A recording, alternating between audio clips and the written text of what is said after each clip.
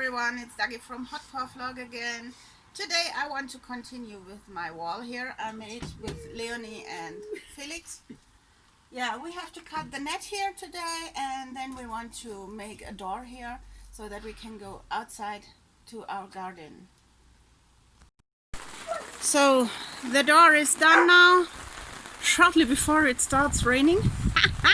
Yay!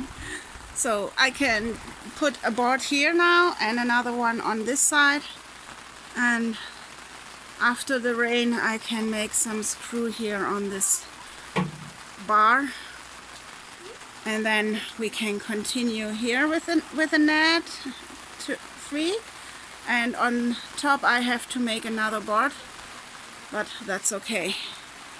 Yeah, if you like this little video, then give a big thumb up, click on the notification bell for further videos and notifications, and hit the like button.